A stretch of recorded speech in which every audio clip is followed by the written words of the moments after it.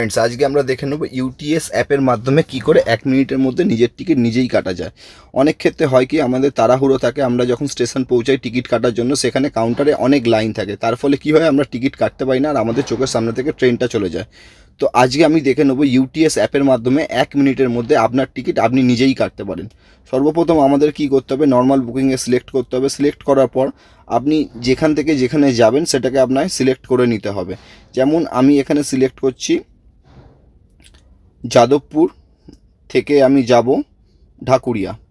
দুটো সিলেক্ট হয়ে যাওয়ার পর আপনি একটুখানি দেখবেন এখানে গেট ফেয়ার আছে, এখানে আপনি যখন ক্লিক করবেন, ক্লিক করার পর আপনার সামনে এরকম একটা পেজ খুলবে। এখানে আপনি ম্যাক্সিমাম 4 জন যেতে পারেন, বাচ্চাকেও 4 জন নিয়ে যেতে পারেন। তার জন্য এখানে অ্যাডালে যাবেন, দেখবেন ম্যাক্সিমাম 4 আছে।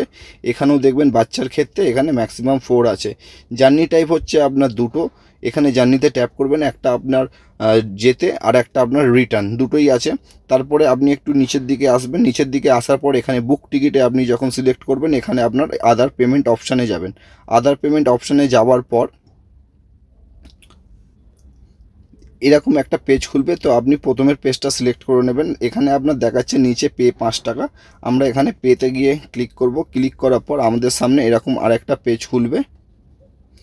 এরপরে আপনি ইউপিআই, ফোনপে, জিপে দিয়েও করতে পারেন। তো আমি ইউপিআই দিয়ে চলে গেলাম। ইউপিআই দিয়ে যাওয়ার পর আমাকে এখানে সিলেক্ট ইউপিআই অ্যাপ চাইছে, আমি এখানে সিলেক্ট করলাম।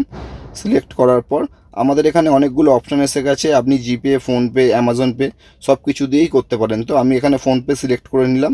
ফোনপে দিয়ে সিলেক্ট করার পর আমরা এখানে পের অপশানে যখন করব তখন আমাদের টিকিট কনফার্ম হয়ে যাবে। এইভাবে আপনি আপনার নিজেই জেনারেল টিকিট নিজেই কাটতে পারেন, কোনো কাউন্টারে না গিয়ে। Thank you.